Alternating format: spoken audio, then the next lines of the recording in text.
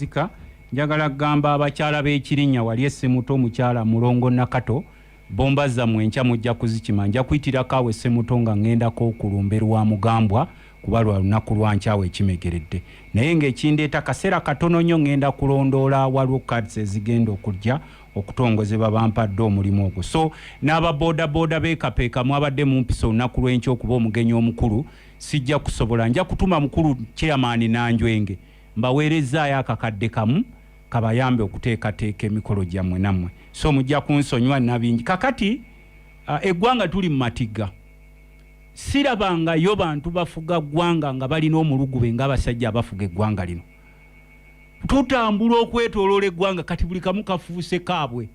n'ab'eŋŋanda zaabwe ate tebalina abagambako kale mubbe naye ng'ensi mulina kye mugiteerawo babba ne bafulumya endala ziri wabweru ku akawunti si endala bagula biki endala bagula biki naye twagala kugamba mukulu Museveni nze nva Luweero era famire yange yemu kuzaakuyamba era nze buli gwendaba yakuyamba wewaffe waka mulabanga eyali akolerera obwakabaka bwa Setaani kuba eno gavumenti eriwo efaanana n'obwakabaka bwa Setaani kuba Bayibuli etugamba mu kitabo kya Luka nti Setaani yajja okubba okutta n'okuzikiriza kyobeeranga mu nsi institution zonna ne zizikirira ng'olaba ennaku ezo tubadde tukaba mu parliament inflation eno gyolaba eriwo n'obwavu obweyongerera buli lukya mubeera mutya nga emyaka 3 nga temulina governor wa Bank of Uganda 3 years down the road no governor of Bank of Uganda kati laba no basengejja emyaka 3 ng'osengejja kagadi era nsaasira nnyo tewali kiseera kyali kibadde kizibu nga kiseera kino okubeera omukulembeze mu budde buno. There has never been a very hard time like this time being a leader in Uganda. Abantu bonna baweddemu essuubi, abantu babaavuwazizza, babatwalako ebyabwe, babatisse emisolo, bannaffe abaasoma betwalowoozanga nti bano basomyeko balina ekitegeerekeka, ennaku zino tokyayawula yasoma n'ataasoma kuba ogenda n'osanga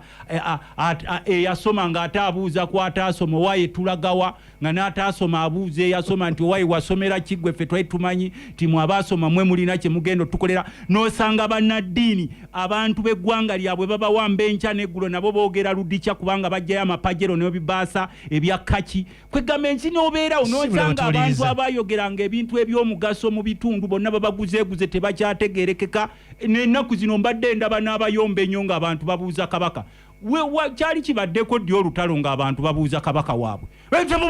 temubuuza kabaka nti bano baganda ate nga n'abamu abakangazza obutabuuza kabaka ng'obabuuza obuganda bwabwe nga balina mannya bunnya n'olwekyo somukamange nga nsiibula njagala kukubira omulanga abantu baffe okukola obwavu bungi mwabalina ku kataka mukakozese nze ndi mubaka wa parliament ne buli weekend osanga mu nimero yange nze ntera okugamba abavubuka mwabajja n'ebiboozi byammwe mbonaleboke tukulabyeko tetukyafudde nembaga asinze Yezu genda okole okukolako kwe kugenda okununula ebyofuzi bitambula bajja kuwa omutwalo bakuzunza oddeno dderi ojja genda okwekanga ng'omwana wo tagenze ku ssomero ate nkubira omulanga abantu baffe abaana bagenda kuddayo ku ssomero nkubira omulanga abakulu b'amasomero mukwatibwe ku bazadde ekisa embeera mbi nnyo mu ggwanga nze ndi mubaka wa palamenti naye embeera mbi nnyo mu ggwanga kuba ennaku zino n'omubaka wa palamenti okuwa omutwalo sebo kojja pike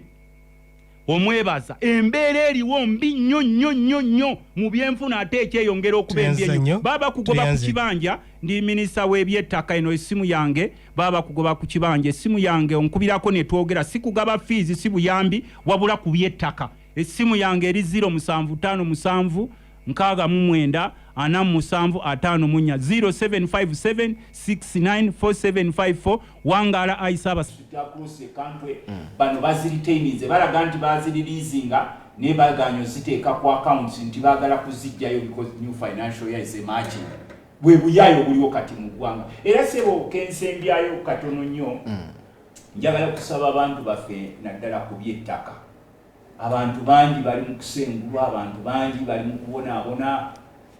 amateeka g'ettaka gajja nkulabye ng'osomaawo olupapula lw'amawulire ebyo n'abasajja bali ku birala nnyo ebyo bibeera ku mpapula birala nnyo ne bye bakola ku ground on ground they are extremely evicting people across the country bino nti ow'ekibanja bw'aba amaze emyaka 12 ng'akituddeko teri yali avuddeyo kumugamba nti awo wange naye bamuga yagende bugenzi mulandizi bamukolera ekyapa kati nkugambye era be bano bennyini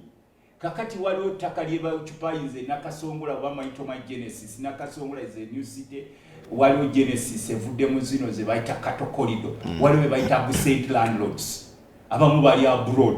kati bw'obanga oli bweru wa ggwanga nga gy'obeera ng'ettaka lye walireke myaka 12 ow'ekibanja bamuwadde atwale butwazi ono omukulu talina kyagenda kulekera bannansi agenda yaabwe yali yakulaba nga buli kimu bakitwala olaba Mengo yonna bagitututteko Buganda bagitutteko nga bakozesa abasajja abali eyo Mengo nga batunda buli ttaka ly'ennono honorable Mengo bagituttewo anti kati ekyo agirabawo ettaka balitutte lyonna do you still see Mengo? Do we still have Mengo? Abana be Mengo genda kubala bano kubanga generation gye tulina yefuddeko yokka netunda buli kimwe ekikwata ku Buganda ebifo by'ennono byonna babitunze and Museveni is using his psychophants bano be mulaba abamu abeetuma amanya g'Ekiganda naye ng'olwononya lineage ye ng'eyitawo n'egenda ey'ekatuna munda eyo ng'oyise ku boda z'ekatuna kakati nga bw'olaba abantu wano mu Buganda bwe babonaabona. And there are very many leaders we have, but very many silent leaders. Gw'ompulira owulirako abantu abakabira ku bantu baffe basengula ekyanegulo. Ne wabeerawo ebiboozibozi ng'ogenda okulaba oli ayimukayo ne gw'otalabangako ku kiboozibozi. Ne bw'obagamba nti there are so many people in Buganda who are being evicted. Nze ennaku ezo ndi kakiiko ka natural resources twabadde tutambula twagenze mu Western Uganda. Mirama Hills ne tugenda mwazeeyo twazeeyo ne tugenda e Balala ne tugenda e Bushenyi ne tugenda e Shema ne tukoma ew'Abatayibu Emitoma. People are very productive bali ku ttaka lyabwe bakola tolisangayo nti eno simanyi wavudde ebibinja ebigula terindo liito za ttaka buli omu amanye ettaka lye werikoma kati ekyo tekiri ni favor of Ugandans ekyo kiri mu favor mu bantu bano abali mu kugabana ettaka. There are so many Ugandans abroad abatasobola kudda wano naye nga ettaka lyabwe liri wano nga maybe ne batwala emyaka 5 bakomo as long as they are land naye kati baagala ditwala neriye nakasongola kye baagala to legitimize land they have grabbed in nakasongola kubanga nakasongola kye kimu ku kitundu ekisingamu ba St landlords. St landlords bo babalese ne bagabana nga bwomanyi nti kati they in charge of security, they in charge of everything, they grab whatever they want, they take whatever they want. Kati twabadde tulwanira ettaka ly'ennaggulu omukulu wa State House n'alagira banne bali mu kugabana batemye n'agamba disregard reports of parliament ekyo mugirane muta appreciating emirimu gyaffe yagambe disregard reports of parliament let's share boyita wali ennaggulu buli omu alibiza agabana. There are some big families abala batunda lyebegabanyako lino eryalo ery'abasirikale no ery'ettaka ly'ennaggulu waliyo bagoba abantu bagenda kuteekawo satellite city lyonna bali mu kutunda even some part of land lino eryawano ku side y'ekibuli nalyo baalitunze ng'era boolaba eryawali awo nga wali poliisi erinaanye ennaggulu awo awo wonna batuttewo bateekawo ebizimbe byabwe even ne bakwano baabwe bagenda bagabana. So kakati tulina crisis ate crisis eno baali bagiplaninga dda mwanaddala abantu b'omu Buganda abasajja bwe mulaba abeetuuma amanya g'Ekiganda naye nga bakoze omulimu munene okusaanyaawo ebintu bya Buganda. They are agents of Mr. Museveni and groups. Honorable bwegera ku Buganda Buganda erina obukulembeze ate obukulembeze ate bwe buliwa obukulembeze bwe buliwa nga Buganda teriiwo yonna eri mu kugabanwa misinde. And some few individuals think tuyina obukulembeze Mengo kati bwe buliwa bwenkubuuza bwe buliwa Owekitiibwa Charles Peter Mayiga gyali era mukuuma ddamula abaami ba Kabaka ku bitundu byonna gye bali n'amagombolola gye bali naye be baliwa Abaganda babonaabona ettaka lyonna balitutte teryayogera. Tulaba bubinja bukolera Museveni kusaanyaawo ensi yaffe Buganda kuba some people think nti Buganda erina kusaanyizibwawo kati. Gw'olaba emirembe egibadde gibadde nga kati abantu okubeera nga bali landless babonaabona mu nsi yaabwe. Ebiboozibozi ebitatuyamba bibeerawo olaba buli omu abibuukira naye biyamba ku bantu baffe okuba nti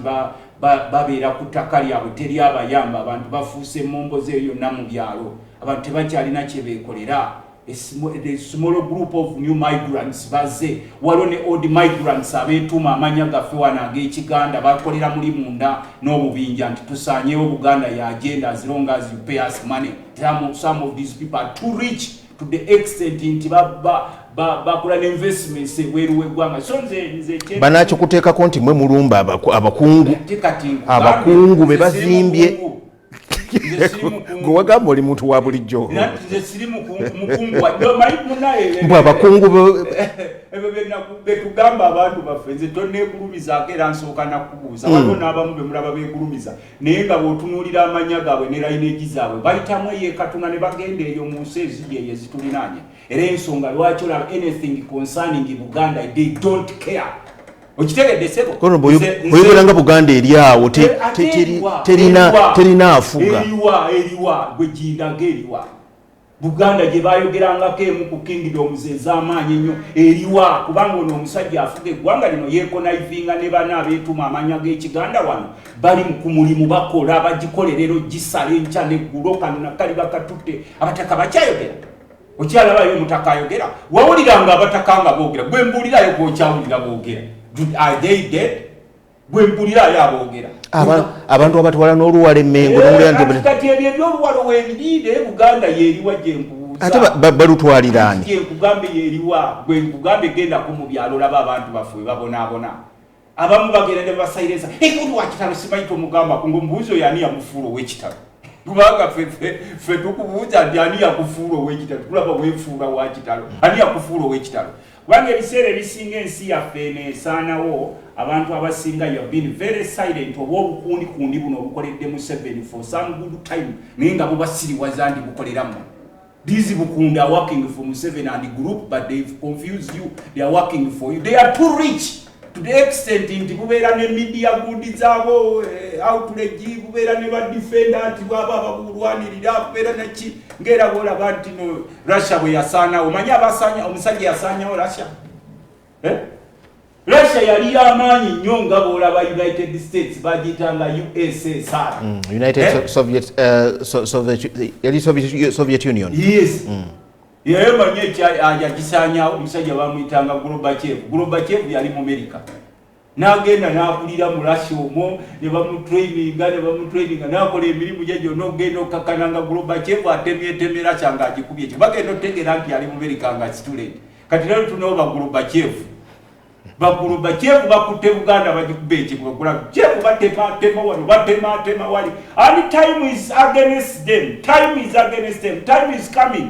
ogenda kulaba omanyi kati ebiseera ebisinga abantu badde basirise they are reading the moves ate bwe njagala kubuulirako ozanyiranga ku kirala naye tozanyiranga ku Baganda they are very silent but very dangerous walaba Gorbachev yakola Russia obusungu obugyewa ku Buganda yo omusajja omuganda Semakula abantu babonaabona bali mu byalo babisajja babadde ekyo kireeteddwa Baganda ekyo ekyo ky'Abaganda bibanja holders ekyo ky'Abaganda era n'ekigambo kiraba bibanja kino lupapula lwa luzungu nayo kiraba bibanja holders bibanja okimanyi bakiyita mu luzungu ekibanja ye bakiyitaani ekigambo kya Luganda Gorojalaki era kino kiba kiwandiise mu Luganda kubanga dizipa target eri gye mwabadde mu Western gye mwalambudde ebyo ebigambo tebiriiyo kiwulirayo eri kiba kiyita kibanja kimanyi kiri mu Nyankole naye kino ekigambo kimanyi kya Luganda kati Gorojalaki bawandiise bibanja lodazi kino tamanyi Luzungu ekigambo kibanja tebamanyi bakiwandiika mu Luzungu they are targeting Baganda land here that's their mission ati kati abantu betulina tunaba Gorbachev abatwekwekamu naye nga mission yaabwe kolagana ne bali Amerika bannaabwe balabenga Buganda bagisaanyawo and we are tuli bubi don't insinuate nti Buganda eringa etalina afuga nkugambye bibanja holders sikuwa mbadde gwe zendaba era gwe mbadde sinasoma na mawulire gaalero zendaba gwe ng'osoma bibanja holders sikuwa big win over landlords kino ekigambo bibanjolooza lwaki bakiwandiise mu Luganda ebisigadde nga biringa bya Luzungu ebisigadde bya Luzungu ne bakiteeka mu Luganda these people are targeting our land ate batulina kubanga obukulembeze bwe tulina bannaabwe nnyo bonna bakolagana nti Buganda tugimeke kati Buganda Caucus mwekolemu omulimu ayo tebikyakola Buganda Caucus nayo terina makulu mwenda ya member naye tekyalina makulu tekyalina makulu kubanga what can they do we are all under captivity so ekyo ntandise nakyo. Yes. Tulina obuzibu bunene nnyo bwe tutaafungize. We have no Buganda is land. Ekyo Buganda ekyo omusajja akiwandiise na mu Luganda lupapula lwa Luzungu because they are targeting Buganda land. And the leadership we have today is highly compromised. Just kugula kuvubuka buno kwa social media yamba ko ne kuvugirira, but we have no leadership currently, including me naffe mutulaba wano naffe tuliwo ngabe bisusonkole kubanga Ssaabasajja mwali ati kati Ssaabasajja akole ki ate ali ludda wa naawe Ssaabasajja akole ki gwomanyi lwaki nti Ssaabasajja Kabaka abeera mu lubiri ffe tulina okubeera omumuli gwa era tulina mukuuma ddamula Kabaka w'ebweru gambye ffe tulina okubeera omumuli gwa Buganda ffe era ogendanga ebiseera ebisinga n'olowooza nti Buganda ekulemberwa Ssaabasajja Kabaka yekka. Ssaabasajja Kabaka abeera n'abakulembeze baateeka ku different levels ne bamuyambako ate nga si balonde b'emmengo bokka. Naffe nga babaka ba parliament ya politicians ya decision makers. Decision maker bw'alaba ng'ogulabinga ettaka nga mwekweka ngu landlords simanyi abali absent kati batandise okwegabirira ddala openly kubanga ettaka lya Buganda lyonna erisinga balisharing. Honorable Obulango bumyansa wali kamala okukola ku ssente tuzijjewo bwe tukomawo. So kakati okulaba awo tulina bantu baffe mulina okwesabira ennyo. Abamu temulina kutunuulira Ssaabasajja Kabaka kubanga Ssaabasajja Kabaka naye ali mu buwambe. Tetulabawo talina bwayinza kubanga bano bakozesa mateeka talina Mengo. Anti kati gwewuliriza tewabeerangawo omuntu yenna kutiisatiisa okwogera ku Kabaka. Bwe Kabaka waffe ani yakugamba nti Kabaka wa kakundi k'abantu? Kabaka waffe ffe n'Abaganda n'abantu abali mu Buganda. Okimanyi ekyo? Buganda is a nation. Buli olabanga omuntu akukayuukira ng'oyogedde Kabaka muteeke muleezi. Muteeke muleezi. Gwe lwaki onkayuukira nga njogedde Kabaka? Kabaka waffe si wa kakundi. Owulidde ssebo? Gwani yakugulumiza nti gw'olina okwogera ku Kabaka wekka. Kati mwe babitiisatiisa mu obwo obukundi butiisatiisa mmwe naye nze nkugambye tuba ne mukuuma ddamula oyo tubakulooza nti yalengerwa buli omu alina omulimu gwe. Nze nkugambye nze ndi mubaka wa parliament. Ndi Muganda, seetuuma bwetuumi, ndi musajja Muganda. Waliwo oli eyeetuuma. N'obuuza nti ono ayogere nnyo ku Kabaka, yeekweka emmengo nga ye ng'amanya ge sigategeera bulungi. N'abamu beetuuma amanya. Naye ng'ayitamu n'agenda eyo ekatuna eyo mu boodi eyo bweziti eyo. Kakati nze gaye ndi musajja Muganda. Bwe ndaba ebintu ebiruma Baganda bannaffe nina okubyogerako kubanga abamu balina wano balina n'ewaabwe. Newakubadde oli ajja neyeetuuma erinnya n'omulaba nti ono ye Lubega, ono ye Kibirango. Ngeza bugeza ono ye Kibirango naye nga Kibirango wano akayanirawo naye ng'alina n'ewaabwe. Gwani kyafuuka ddi omusango nti bw'oyogera ku Ssaabasajja Kabaka nga onoonya mukwano gwo? Kabaka oba omulebe mu kamwa, Kabaka oba omuvudde. Anti wuliriza ebyo bikolebwa bali bantu mmwe bwe batiisatiisa. Kabaka waffe ffenna era ffe tugenda abamu kufe nze nakugamba Kabaka yampeerera Makerere yampanga ssente ezandabirira era ffe tunoonya mukwano gwaffe ali ludda wakati nga gurupu z'abasaatuusi ziri mu kwegabanya Buganda ne bagguloba kyevu abaakulira wano ne beewa amannya gaffe ag'Ekiganda nga naye olaba balina amannya ga Kiganda naye nga bakola enkya n'obutaweera okulaba nti ensi yaabwe Buganda bagisaanyaawo emisana boogera birala ekiro bakola birala ebikwata ku Baganda tobawulirako naye wabeerawo ebiboozibozi ebikwatagana ne ku bubinja bwe balya nabwe wa Museveni owulira ebigambo biyitirivu. Naye Buganda Caucus mubeeko ne kye mukola. Ati Buganda Caucus wano amaanyi ga muwe tugaagala. Buganda Caucus eno nze ndi memba. Abaka ba parliament abava mu Buganda. Buganda Caucus ekole ki? Tuli under captivity kati Buganda Caucus yawanguka mu Buganda Caucus gano okujja Museveni yakulirawo Muwanga Kivumbi akole ki buli omu ali kuzirinda bulwange akulira Muwanga Kivumbi buli omu ali kuzirinda bulwange kati Muwanga Kivumbi aveeri ayita ababaka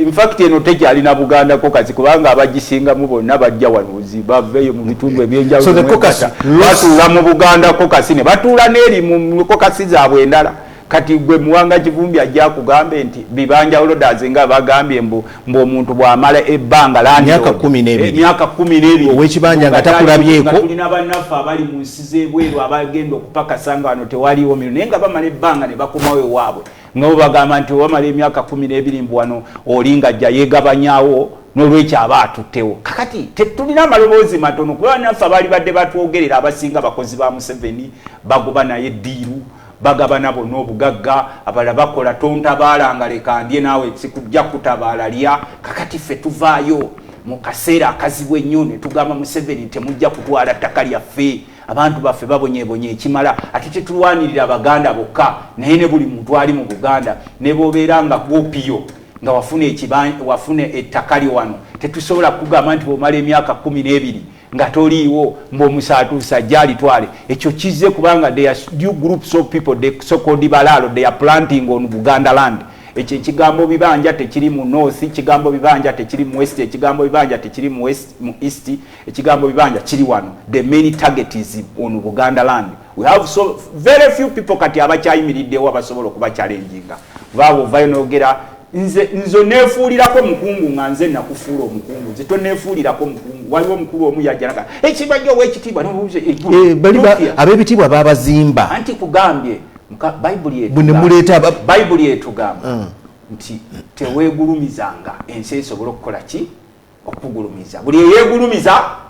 alikakkanyizibwa. Kakati gwe bw'oba weezimba gwe n'akabondo konze tusigwa onzimba ffe abamu ku ffe tuli ba self-made setaaga gwe kunzimba onzimbye muki. Nze njagala onzimbe ku scores eziyamba buli munnansi ebyalo bibonaabona ssebo kibirango abantu batuddeeyo. Kati ate abasajja baleeta ebintu nga bino bize twalibadde mu discussions nga zino nti ekigambo bibanja lwaki mukireese mu budde buno. Who are you targeting? Ttaka ly'abandi emutagetinga y'amaloboozi ameka aganaavaayo okulwanira abantu baffe aba bulijjo. Nze toneefuulirako mukungu mwoyo wange okuggyako ng'ewaffe gwokeera n'oleetawo emmere ewange ewaffe nga gwokeera n'ondaga school fees ewange nga gwokeera n'okola ki obeera omukungu mu ebyo byokola bye bikukunguwaza. Okitegedde sebo ekitisibwa Sir Alex Ferguson lwebyo bye yakola. Ssaabasajja Kabaka yasiima waluka g'ekitiibwa olw'ebyo byakola. Naye nze bwe nkeera ku makya ne nkugamba nga kati nze ebiseera ebisinga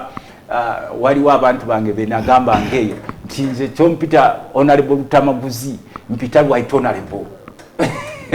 ne bagamba ate lwaki tuguyita Right Honorable ne bagamba nti nange ewange enfuuka Right Honorable. Kakati kyekimu n'ekyo banno bakuŋŋaanya mikono. Nalabye byayitenganya ejjo ng'ekiwandiiko kifulumya omubaka Theodore Ssekikubo akulembedde banna abalala Sarah Opendi bakuŋŋaanya mikono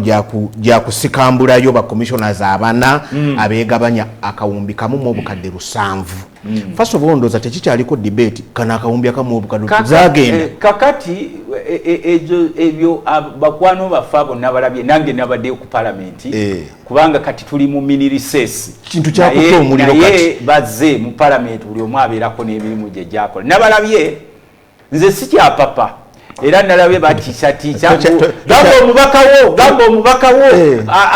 gwe omuloozi gamba omubakawo alina okujja omubakawo gwaliyo mugambe ajja ateeka emikono. Kakati nze nasoose okulaba bakomisiona abasinze okutuula majority of them was the composition of NRM. MPs ba commission. Yes, no composition yabo abalese ekiteeso ekyengamba yes ba NRM ekigoba ba commissioner ba NRM majority Salo Pende wa NRM Alioni Adri wa NRM ba Ssekikubo ne team zikwabadde ku batono abo opposition kubanga singa kibadde kyo opposition bali badde babukira olaba Kyagulanyi kati akomyewo era wikihandinga bano group. Kakati twasoose ne tuba wa space kubanga walingawo obuwinja bwe twagambanga nti president waffe Kyagulanyi kati yentugga oba gerafe ogimanye entugga erengera wala bwolaba entugga edduka mu bwakabaka bw'ebisolo ng'etaddeyo emisinde gwakamyu naawe teekayo emisinde mu the same direction entugga gyekuttewo naye bw'obeera ng'oli kabi n'otandika okwebuuza ate n'entugga lwaki edduka emisinde bajja ne bakulya.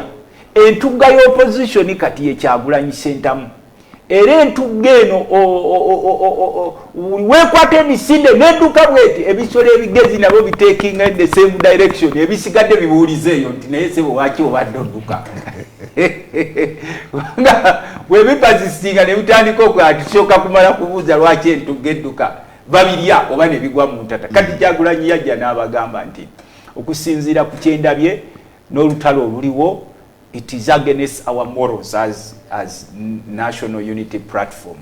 n'agoba omukulu oyo gwe muyita omukungu wammwe n'amugamba gundi tuula wansi ne sente zizeeyo okimanyi nti mwami Mpuuga yasavingako emmenge era yaliko omukungu nkugambye gwe muyita omukungu wammwe nkugambye public office tebeeramu bukungu ni wasavinge kati genda no mugamba abemmengo be baba mugamba nti no sente tazizaayo abangaga temukwatako kati je mumuogerera amafuukule nga bamuzimba amalala gakulembera ekigugwe tunule bigenda maaso kubanga ono yakitandika bukyali in a civilized way. President Kyagulanyi n'abagamba nti yes we discovered this n'abalala abo ku social media bana badde bakola investigation parliamentary exhibition tetukitegedde naye nga tekinagenda wala return the money sente zizeeyo kigwe just when azaako engalo kuba ffe tukimanyi there are a lot of temptation with money naffe tetuli bakiriini nnyo ng'ababaka ffenna tetuli kiriini kuba nammwe ebiseera ebisinga mujja ne mutukuba ababaka bakozewe bati ababaka bakozewe bati kiregeeza no one is perfect except God. Naffe tukimanyi tukola ensobi there are so many temptations so gine emikono ekiwandiiko kirina tekirina gye kijja kutuuka kubanga saaki gundi moves zaali zireeteddwako omubaka Odongo Oto owaalu n'atugamba tuteekeko emikono mu parliament waliwo gwe baali bagoba ne tuteekako emikono naye bw'omala okujjuza nga oli akikwata akitwala nti owedde nkulina owedde oba olina abagondi faaza tutuule nabo ku mmeeza kati njegeneenya toyagala kusaatuka Odongo Oto bwe wasaatuka ku biseera by'Odongo Oto nasaatuka neteekako omukono neninda motion gye neninda sense gye wa ne banga nti awo omukulu yategeraganye ne bali banne n'amala n'akola kinagenda kakati njetegereza alidinga gundi eyo y'abasensi abo naye nga gw'omulama mweguli omulamwa gwe baleese nti bano beegabanya sente ffe twali tetuboogerako nnyo kubanga we twababuulira olubereberye ne batuteekako olukongolo mbusimanyi tulwana abantu baabwe bwe baziba nga babifuula by'Abaganda mbusimanyi Abaganda balwana baluganda bannaabwe ne mbuuza nti sirwanyi Muganda nti aha si Muganda ate afooyo kyani afooyo yafuuse ddi omuganda nti aha si Muganda kazuubire nti ne Ssekikubo tebamuteekerewo mbu alwana Baganda banne kati ffe twakkiriza wrong is wrong ekikyamu kiba kikyamu the most important aspect in life is humiliation. humility obwetowaze kasi tokkiriza n'ogamba nti yes I am a human being I make mistakes just like any other people ne Bible etugamba mu Ssuuno temuli mutuukirivu no surrendering amalala you can be well off naye kasitamwe era ffe twabatunuulira eri nga bwe nakugamba nti Kyagulanyi entugga yaffe bwe yateekayo emisinde ffe obumyu endiga empeewo enjaza naffe ne tuteekayo emisinde ebisigadde twalina kusooka endiga giraffe entugga weewummulira kozi tubadde tuddukira ki entugga netugamba nti tubadde mudduka olwa ABCD naye bw'opasistinga nga bwe bapasistinga ekintu kyeyongera nkya naggulo kubanga kati badiscovery nze wadde kyesidiscoveringaga nti bano in addition ku motoka ze babawa commissioners fuel allowance gwe babawa ow'enjawulo kuwaffe kuba bafuna ebyaffe ng'ababaka the first gate byonna kyofuna ng'omubaka bakifuna kati additionally waliwo bye bafuna because of being a commissioner of course buli muntu alya ku mulimu gwe money eaters where money works akuwa obukulu abakuwadde kulya nenda kuwa kubba kakati naffe tukkiriza money eaters where money works netukkiriza nti bano waliwo ebintu ebyenjawulo balina ofuna because they are commissioners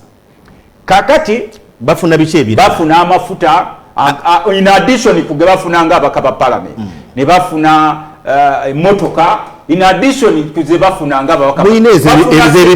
bazifuna ate era ne bafuna n'emmotoka za parliament era olaba emmotoka zaabwe za namba myufu mpya gulandi nene ebibiri ebaje eri agiteekayo andi kyenkugambye nti bwe twalaba entugga yaffe ng'edduka eya National Unity Platform naffe obumyu ndiga obuweewo jine tudduka ne amafuta bafuna agenjawulo emmotoka ezenjawulo kiki ekirala kakati n'alawensi waabwe waliwo alawensi gwe bafuna gwe twakkiriza nga palamenti ebyo mwabibawanga mu mateeka era tewali abeera eri n'akukuluma nti bakomisiona bavuga emmotoka biki we accepted them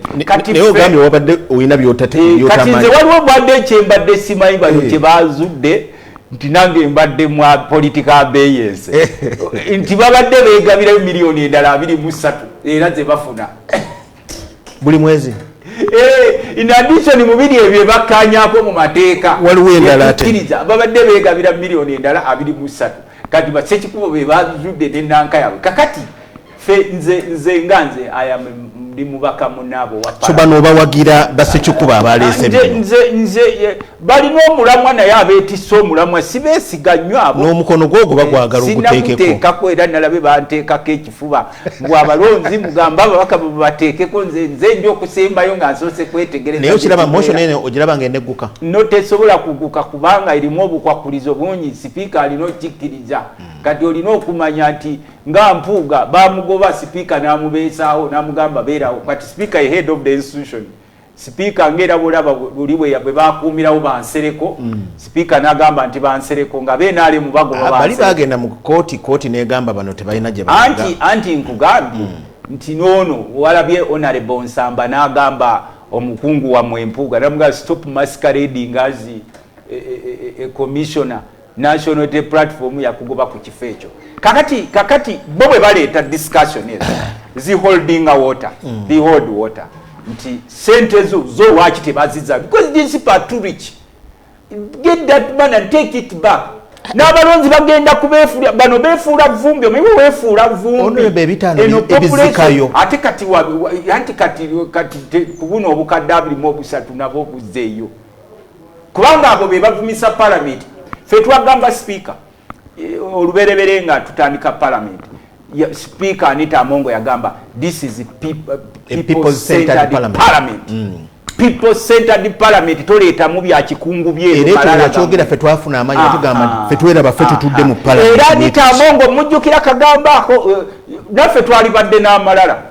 mu parliament n'osanga nga yabagamba mukakkane yagamba Anita Amongo yagamba this is people-centered parliament meaning nti abalonzi be balina otukuba mu tooki nze sisobola nze sisobola kwekuba mu tooki mbaneerabanga omutuukirivu naye bwe babeerawo omuntu ne baraisinga such questions especially regarding ku accountability ate nze nasuubidde nti oba Museveni ono naye ali emabega mu kubakuba lwaki ekiwandiiko kyafuluma mu state house ne bakizaayo naga nti si yakifulumiza omanyi kakati Museveni ebitongole ebigabe sente byatutadde ku blacklist wabirabye byatutadde ku blacklist kati byatutadde ku blacklist naye Museveni anoonya abo bayita sacrificial lamb obuliga bw'obusaddaaka ku lw'ebibi byammwe ng'eggwanga kati ayinza okugamba naye obuliga buno obuna buno obwali waki tetubusaddaaka wano meantime ne baga buliga obwo tubuteekewo akaligasirwanyi kage akaligampuuga kubanga n'engeri baggaayo abo gye bakomawo ne babayisaawo mu misinde ate ekyo era si kinenyeza ababaka ba parliament kinenyeza government chief whip twakkiriza etteeka lyaffe ne tuli revisinga emabegako bacommissioners babeeranga elected not appointed kati Museveni n'agenda nga parliament agijjamu amaanyi abatwala ekyankwanzi babafumbafumba obwongo nti nze kansobola eggwanga nze kan not taking a decision ze twakolanga independent nga parliament nga tezikyakolebwa state house yesalawo ne batuula ku meeza zaabwe ne boosalawo be basalawo n'abatwala ekyankwanzi kakati lastly n'atujjako n'okwerondera bakomishona n'agamba yalina okubalonda kubanga ye tasobola bantu bayimirirawo nga beetengeredde ayagala ba psychopaths kati bw'abaleeta bakomishona abo gye mbadde ngamba nti n'olumu ababaka bano sijja kubanenya kubanga ffe naye amannya galeetebwa anti nkugamba kakati netukkaanya newa sipiika emabegakaawo nti all commissioners we are revising our rule commissioners have to be elected era ne bateekawo period nti tugenda bateekewo amanya mwenalemu ne bagamba nti anyone willing to be a commissioner should submit the name abantu ne basubmitinga tugenda okulaba ku ssaawa ey'oluvannyuma gama echief whip ng'ajja ng'asoma mbu amanya gaabadde mangi abasubmitinze n'olwekyo president asazeewo be bano wammanga n'abaleeta nga be the same people n'abakomyo. Kati ffe twalina question marks nyingi kubanga as parliament twabeddanga ne bakomisiona nga bakakoza nga balwana nnyo ku ntalo za parliament nga tebasobola kujungulula kitiibwa kya parliament nga bafaayo ne balwana. Tituganye nti wasobola okubaawo financial misappropriation, that's normal kubanga ne bwe libeera dduuka nga gw'olikolamu oba muganda we yalikolamu waliwo naye olumu waawulira nga alinayo kayagalogera n'ateeka ku wano mu nsawo n'agendako mu kibuga, that's normal. Naye kakati ffe kye tubadde tutunuulira nti bwe kiyingira mu people centered parliament, be humble, teweefuula wa kitalo. Bana bakufuula ow'ekitalo ensi ekupampinga n'ekupampinga ng'omusajja waabwe oli gwe baayitanga lwakitiibwa w'Emmengo bakugamba Mengo si yakuwa omulimu guno, omulimu gwa Uganda era olabawo wali bw'oyingira parliament kiriko the Republic of Uganda, coat of arms. Buli lw'obeera mu office ng'olabawo coat of arms omanya nti eno sibiri bya bulijjo. Kati bw'oba oyagala bino be bakugamba simanyi twakuzimba simanyi biki ebyo abakuzimba eri gy'oba ogenda n'okolera ensobi ze babasobola okuddiramu ze waffe bwe nkola ensobi jjajja wange agamba oyo muzzukulu tagambibwako wano naye bwe nfuluma ewa jjajja n'engenda mu palamenti ewa sipiika Anita Among, ewa leader of opposition Joel Lusenyo nga ndi shadow minister, n'enkola ensobi jjajja tesobola kugamba oyo muzzukulu era basooka ne bamutunulira ne bamusekerera. Kati ffe nze kye mbagamba ng'omubaka munnaabwe kubanga obuli lukya obukima bwongera okuna bagamba nti the more the monkeys climb the more they dispose they are what does this vindicate NUP? Of course ye Kyagulanyi abagamba ya setting a rolling ball. Museveni bamugamba ababbi bangi babadde nga mugamba onabbye zino onabbye ziri n'abagira mbu as long as I'm in power I don't care about thieves. Olumu n'agamba n'atisatisa na Gigi goes to run my thieves ne bamuleka. Kati ye Kyagulanyi agamba if we are serious and we want to be in charge of this country, we are an alternative of Ugandans. Ufene waffe ne bobobbye empiso tukugamba gizeeyo siyo. Kati wa Museveni nebwobenjofu omukungu omunene mumugamba mutya ebyekikungu bibeera mu bukundi bw'abanno tebubeera mu public office. Nze nkugambye bwe nyingira office nze wajjajja wange buli kyenkwatako tusobola kuŋŋambako agamba muzzukulu muveeko era ne wali ewaka ne bwe nninnya essowaani n'enjasa naawe muli okimanyi ng'omuzzukulu naye kasita nfuluma wali eri ebyobuzzukulu babikome kasita ogenda mu public office era ffe kyova olaba. When you are in public office, you can stand to be accused. You can stand to be rejected. You can even some people you can stand to be a suspect in any matter. What matters lastly is the way you handle the suspicion, the way you handle the accusations, the way you handle everything. Kubanga bino byo very omanye kisa abantu bafa abasinga wano malala. Ate Kyagulanyi bwe bagamba olaba ayagala nakuzimba bwati n'obuuza kikigundi ati gundi bamuwadde president wogo balanga amalala ate president wange malala galiwa nabo benyini abavuma president Kyagulanyi yabafuula kye bali. Nze ntera okubabulya open luli bali bage lutamaguzi kibanyi temugazi kigundi nze malala gamwe temugandeetako nze bwe nyingira mu Kyagulanyi ku mufu yagamba bali nti yabafuula kye bali kibayisa bubi anti kati nkugambye Kyagulanyi yasanga be bazimbe nkugambye bakuzimbira mu Nuupu bwe bali bakuzimba walina kifo ki gye bali bakuzimbira mu Nuupu. Kati geno tukira accountability. Nze bwe mba nkoze ensobi Mr. Kibirango leka kugamba mbu lutamaguzi omuganda zenzi bampaaka abaganda bwe mba nzibye empaaka abaganda oba webbidde wekka oba aboolugave gwalolabyeyo omubaka wa parliament akeera ku makya nti kino kyenzigyeyo mu commission nkitwalidde ekika ky'olugave oba ntutteko ku akawunti y'Emmengo. Kati ffe tuba ne diiru ze tulabaawo nga kati ennaku ezo nayimirire wa sipiika ne mugawe tunaaba tunalwanyisa obukenuzi tukebere baani abaatwala sente za cooperative. Sipiika nangoba nangamba let's first investigate sente za cooperative ababaka ba parliament zatwalibwa nga mulimu n'abafu ab'opposition nekiteekawo nenyimirira neŋŋamba njagala ndabe wano omusajja omunajja mukyama oyagala kulwana ne muga excuse me nze ŋŋambye sipiika nti bwe tuba tunaatereeza olupapula lw'amawulire olwa mwami Museveni olwa New Vision luwandiise nti agenda kukola kubabba ssente za cooperative billions of money mulimu n'abopposition n'ateekamu omusajja n'agamba abali voko ng'abantu babuuza nti naawe Lutamaguzi watutemaga siri voko lwaki mumbuuza noga bataddemu opposition kyafiirawa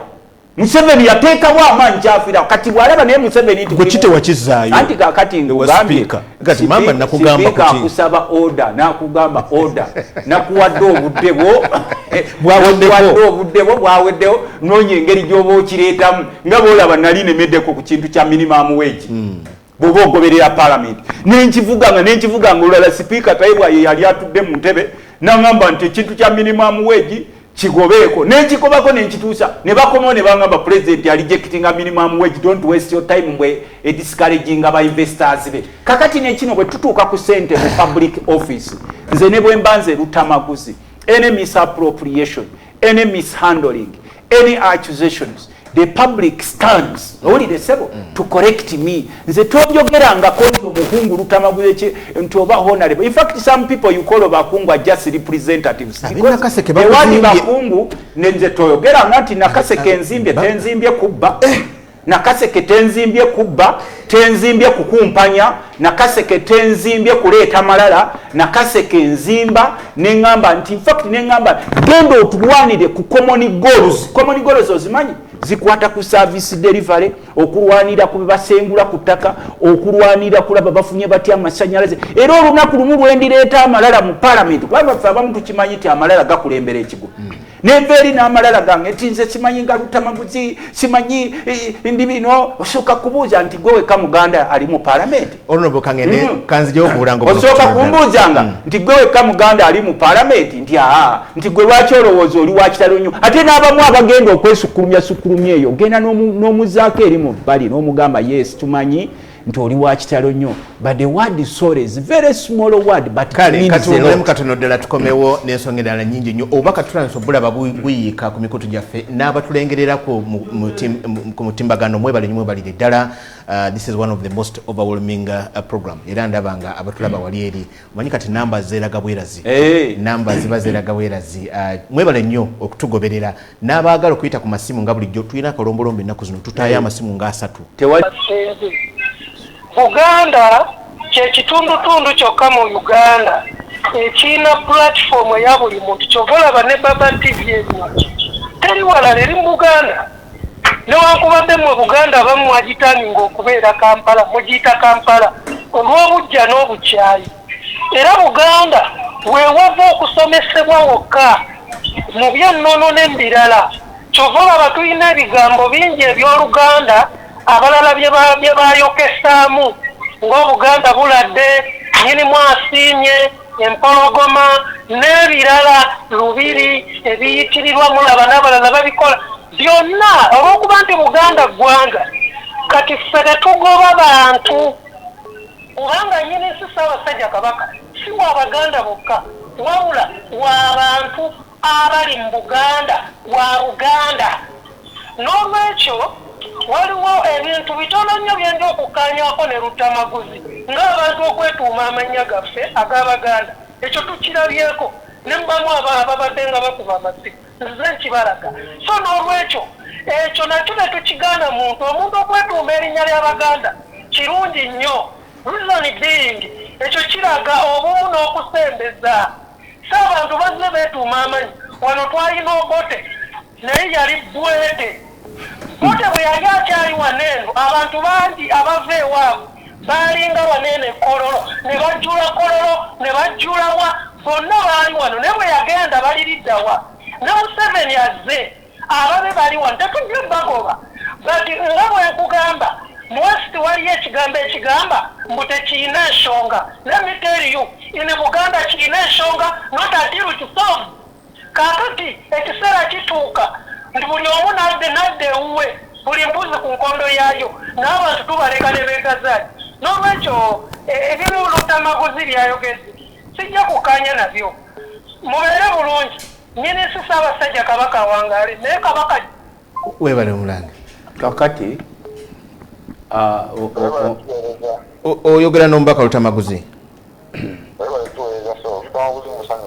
omusanyukidde ani ono sebo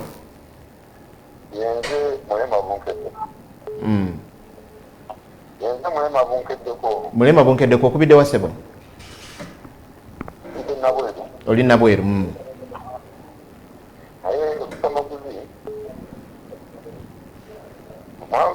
mwagala nnyo olw'ensonga zatuwa kubanga omwami yavuddeko omukyala abadde agamba nti okwetuma amanya ga Buganda ekibadde kibi naye olikoleddemu bwekenya Buganda olyetumu okitegera oyagala Buganda era otwegomba era osiima byebakola Baganda Buganda ebutambuza maaso naye bwolyetuuma kati kulyetuuma nti nosiima ne balyetuuma tikoleramu bitamu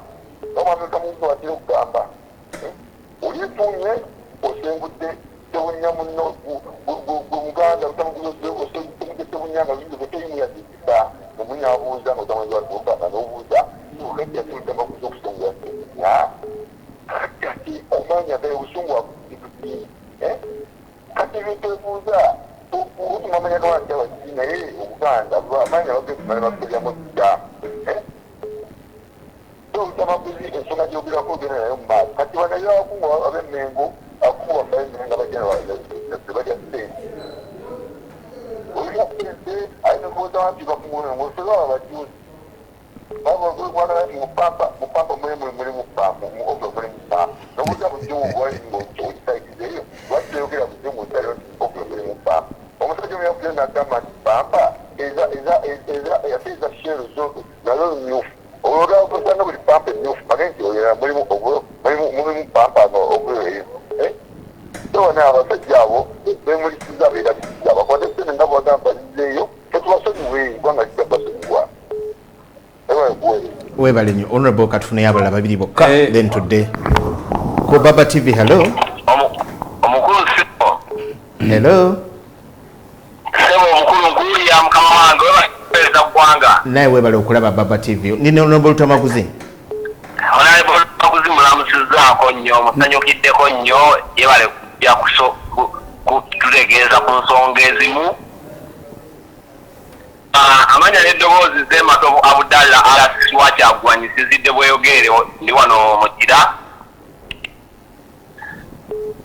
Mukulu Lutamaguzi tukwebaza emirimu gy'otukoledde abamu newakuwadde tetuli mu disitulikiti naye emirimu gy'okoledde eggwanga gy'amaanyi nnyo nnyo nnyo nnyo era ffe tuli mabegawo obulya kyemuba mukola kyonna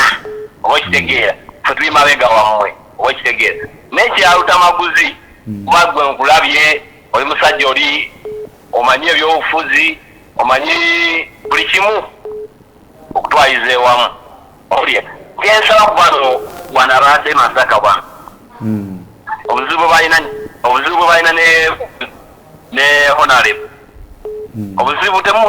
tebuzze kati obuzibu bwajja dda ku gundi ku abediwanika oyo gundi ye history eyo namugirabye gyevudde olya naye wano okwo yali yayitakomawo bwa MP Masaka olya yayitakomawo naye yegera neyebuka mu kibiina ekirimu amasanyalaze agakuba agalina free face olya n'agamba kati ate atuuke ate agakutabangula mirembe ekibiina ekirina amaanyi obudde buno olya onaye Lutamaguzi bayokweza kwanga bakusinga oyo no RCC wa Kyagulanyi ku Baba TV. Hello abantu baleke basenge ku ttaka solonga zibasenzeeko mu mateeka ese mugobaganya abantu ekyo kijja kulyetinga ekifaananyi ekikyamu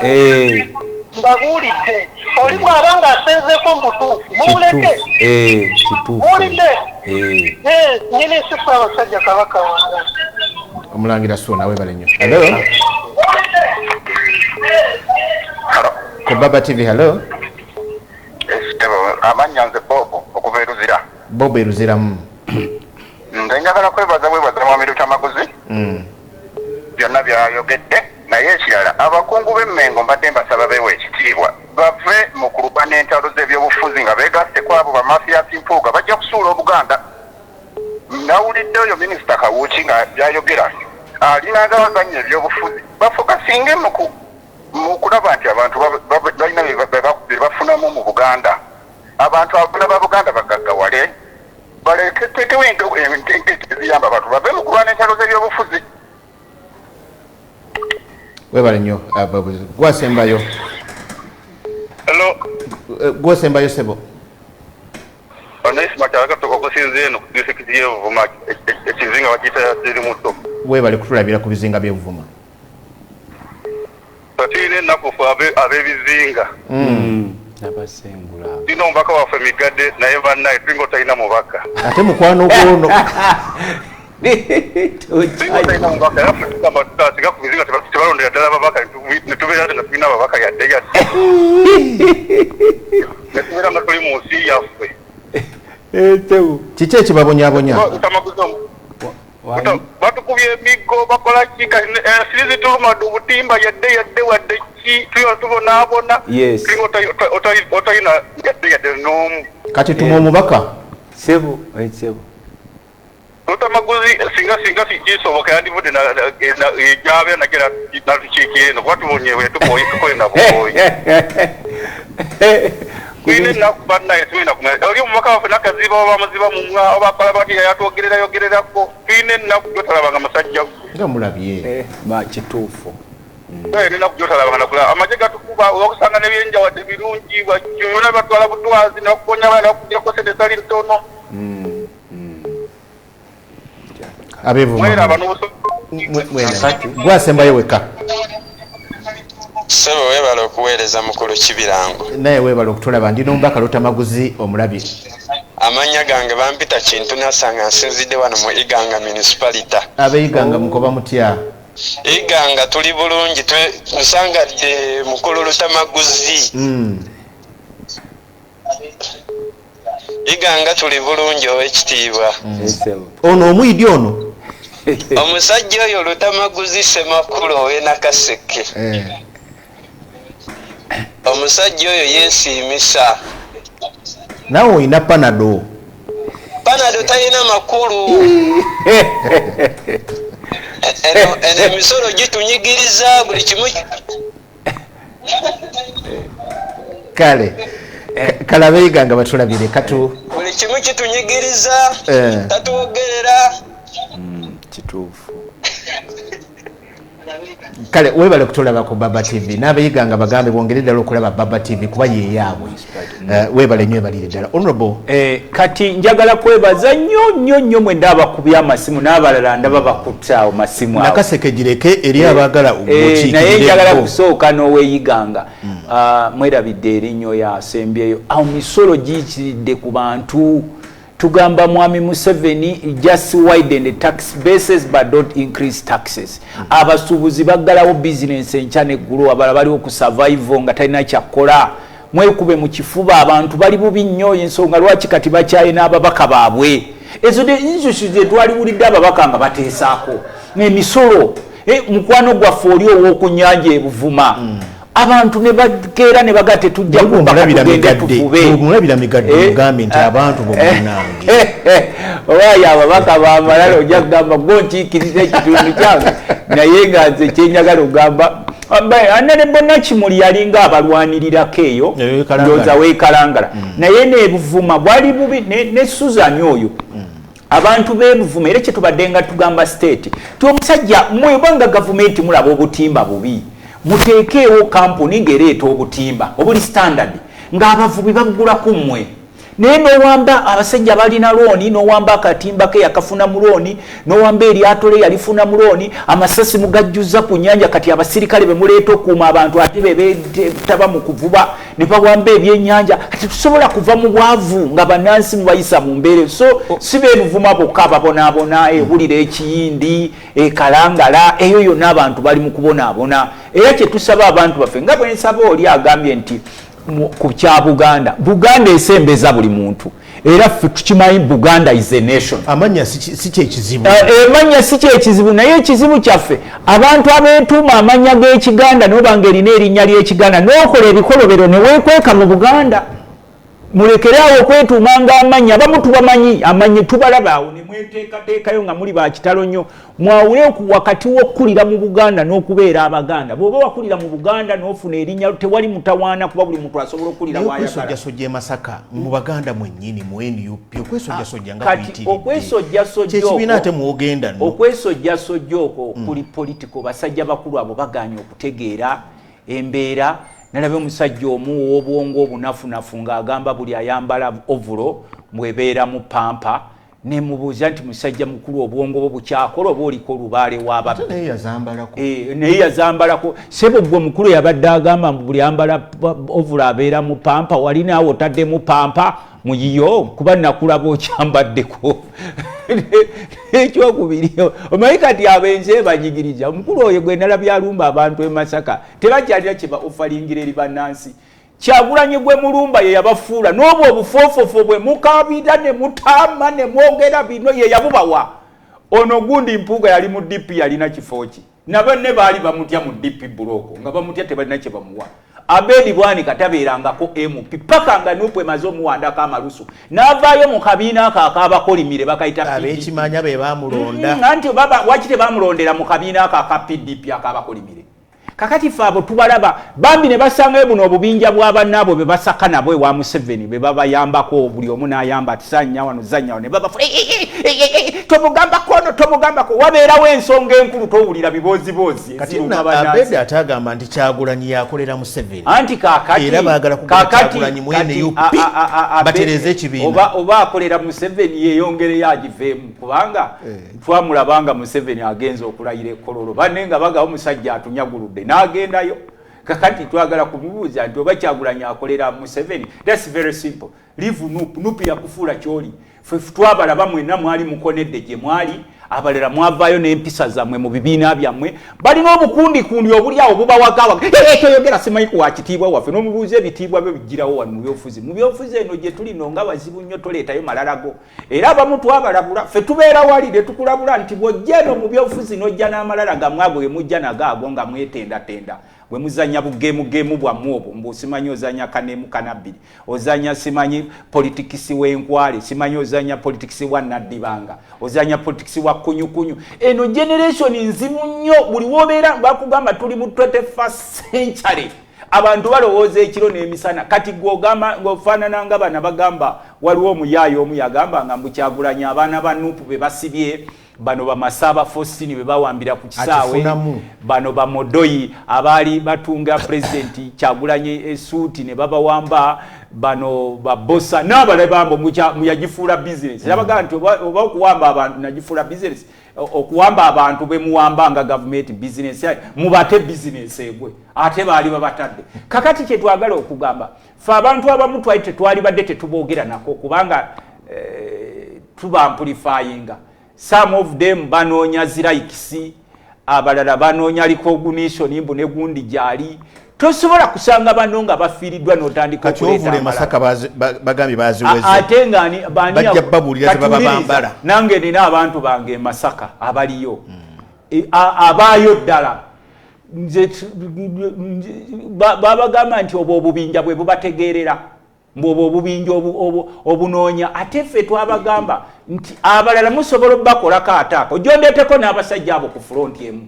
kuba ffe tubamanyi tuli wali ku front line ndeete wana Abedi nawe kuteeka wano sejja muyite otulange ojje naye tubeere wano nze mbakwambulire babalinanga obukundikundi bw'obuvubukavubuka bwabwe basasula ssente bubayambako nnyo ku social media ne bukola eno n'abakungu babayambako bwe bajja omusimbi ewa Museveni tebagulya bokka nze nkikugambye olowooza balya bokka balya nabaawa balinayo kabinja kaabwe ke balya nako era kabafiirako nti simanyi w'oligwa bwendigwa bwe babeeraawo bombi mu nnanka yaabwe sebo bwe bakukoonako nze nnyo okuteekayo oluba bwe bakukolako ki kati ffe twabagamba temulowooza nti abantu b'e Masaka nabo bali mu birowoozo byammwe biro bye mulimu ebya politics wamu abantu beetaaga nguudo amalwaliro omusolo gubatta abantu baalimanga naye kakati abantu wano mu Buganda baalinanga ebyuma by'emmwanyi kati byonna bigenze bifa kati nabe Museveni aggulawo byuma birala bipya eyo simanyi tungamo bakozesa ssente abantu ze discussions ezo ze baagala tukimanyi nti abamu Kyagulanyi yabagoba ku bufo bwe yali abawadde kibaluma kuba mwali mutagetingiddewo bingi we mwakozesanga tributarism okufuna obugagga obwo bwe mulina kakati Kyagulanyi alinga koki bwakujjayo nakugamba nti nkuwadde wano osambe 10 kati ku machi ejja kusamba 7 n'obwati wano obadde otegeddewo lina emitego gy'emipango gyo gy'okolera wano n'otandika okwekyanga nze ntera okuba buli akubanze tebantiisa nze nabagamba nti mbamanyi bulungi n'abamu abeefuula abaganda ennyo omugamba atambula mu kulayinegio ogenda okulaba nga bafuluma eyo katuna eyo bwe bwati eyo munda eyo abalala tontiisatiisa simanyi ng'abagakubuuza gwe wekaaliwo omuganda wano gw'otuyita basiru abalala basirise simanyi ffe bakitalo nnyo simanyi Buganda yatuzimba kubuuza ono gw'ozanyirako mu Sudaani Kyagulanyi gw'ozanyirako mu Sudaani ti Sudaani yamusimba kati ate ffe awo twayitawo beyond Buganda kati tutunuulira ggwanga tulitereezezza tutya abasajja bateekateeka Bwakabaka abasajja baleese obwavu abasajja bataddewo embiranyi kakati ne tugamba abantu tubazizzaamu tutya essuubi naye gwe bw'otandika okujja ne weekyanga weekyangira ku bafu weekyanga kuki oyogera bino oyogera biri simanyi oleeta bino simanyi ng'omuganda essente wali ozijja waziteeka mu ggwanika ly'Abaganda bagenda kulangirira ekiddako anti balangirire kubanga Setaani yalangirira nga ekiddako nga bamufuumudde mu ggulu waliwo enkyukakyuka Setaani bamufuumula mu ggulu yalangirira ekiddako wali olabye enkyukakyuka ku Katonda nze sirinda kuba nkimanyi nti tebalina we bali nabo bajja ku masannyalaze ga Kyagulanyi kwe baali beekukuutiriza kakati buli omu awammanta twababuulira nti amalala gakulembera ekigwo ne tubagamba mwefuule bekiro kati oli ayogera ku ovulo musimanyi buli ayambala ovulo musimanyi aba ataddemu pampa wali ojambadde wali otaddemu naawe pampa kubanga n'oyo omusajja oyo abuuza banne kuba bumu babateekako ebibooziboozi by'ebisiyaga ntera okubalaba mwe bannamawulire nga mubidisikasinga simanyi bano bagambye abasiyazi n'omubuuza nti wali otulazeeko ku mukazi wo kuba abavubuka ba Nuupu bwe bawasa DS twago bagivuddemu bawasa bwe babeera eri mu bye nti ate bano balabika basiyazi we bambala ovulo mwate mulabika mulimu papa naye nga n'oyo agigira naye we yali anoonya okufeva yayambala kyovulo n'omubuuza wali okyambadde walina taddemu pampa wazigulawa principal ali Kamuli akole omulimu gwe poliisi yamulabudde akole omulimu gwe no poliisi eri partizani alina okimanya nti abali mu bukulembeze kati byokwerinda bonna bakaalo kalungi akulira ebya prison mukulu by'abasajja wa Kaalo Kalungi akulira amagye mukulu Muhoozi wa Kaalo Kalungi nono simanyi ebyakagaba ne wa Kaalo Kalungi bakulu ba Kaalo Kalungi mmwe bagundi mukwate bana Uganda ebiro bigenda kyuka owegindi babadde bamutu bali boyogerako Kongo babadde bamutu omu wa poliisi nange ndi mukulembeze nange so bwe nkugamba okuwamba abantu ne bananso okuba anti bino ebya Kaalo Kalungi bino anti bonna ba Kaalo Kalungi kigambe ba Kaalo Kalungi kivumo si kivumo waliwo ekitundu bakita Kaalo Kalungi era bonna nga bavaawo ba Kaalo Kalungi kati nze gye mbadde nkugamba nti mukulu byakagaba oli wa Kaalo Kalungi mukulu by'abasajja oli wa Kaalo Kalungi ne mukulu Muhoozi oli wa Kaalo Kalungi eyo ye summary ya security bwe muba muhandolinga abaana bano be muwamba ne mubakola kefujjo ne mubakola think about your future even your children's future dine eggwanga lye mulaba lye babasuubiza mbuno simanyi Museveni akola wano Bwakabaka mbu simanyi abana balina okusibwa okutemulwa okuwambibwa okolebwako effujjo ekiseera kigenda kutuuka nga babayiga nga ne bwaba mukazi wo bamuyiga ate kati ekisinga okunsanyusa nalize sikimanyi nti abazungu bagoberera buli kigenda maaso wano nabo sebo balina green book yaabwe red book ne black book bamanya nti Kibirango yakoze kino Lutamaguzi yakoze kino Gundi yakoze kino kati buli kyonna kyokola kyonna they mark it kati gwe musajja atubajja kukozesa owamba abantu obakube n'ensi yaffe era tuli mu process y'okugiribaleti okugirula Kamuli Kamuli nsuubira abantu bagenda kumwaniriza nkimanyi nti state etaddemu ssente nnyingi bagenda tandika okukuba abantu emigo okubawamba but that's the beginning of the liberation etandise omanyi bagamba the wise men came from where? From the east. Liberation is starting from the east tutandise the process leero bebajja okutta bajja kubata buli atta omuntu oyo gwolabaawo bajja kumukwata ebiro bye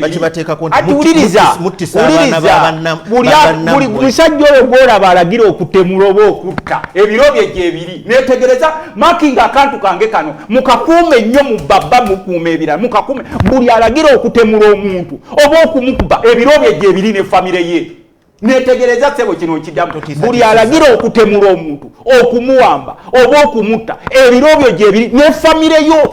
famire yo si muntu omu awo okuma omuliro mu bantu simuliro mu bantu kati buli omu kati weetikka ebingugu lyo ne famire yo temula wamba kola fujo kugambye nti ebiro tubirengera ffe ababeere mu bitundu by'ebulemeezi naawe gy'obeerako waliwo gye olaba enjuba ng'etandisa okuleesa olusanasana ng'otandika okola ebiro tubirengerako abasajja bano bonna boolaba mu paalamenti n'abasajja abakulu bali mu myaka 8 okitegedde sebo era bagambye babuzayo bitono nnyo bagende mu ggulu tebasobola kugenda mu ggulu era ne tubasanga mu ggulu wagenda kubaawo olutalo kakusi oba tutomera katonda tumutomere ne tubasanga mu ggulu basajja mwenga katonda abatutte mu ggulu wajja kubaawo olutalo kakusi gwani ali bagoba balikoleredde emyaka 8 nze abo mbasuubira wa setaani nje mbasuubira yeri emmeeza zaabwe bagenda kubeera eyo n'okuluma obujiji bwabwe ne tubasanga mu ggulu bagamba nti no nti simanyi twetowaze bweba mmeeza nga katonda kwatudde tujja kugitomera nga tubafuumuulayo mu Kyagulanyi nti muyina ebbanja lyakwagalana kati munange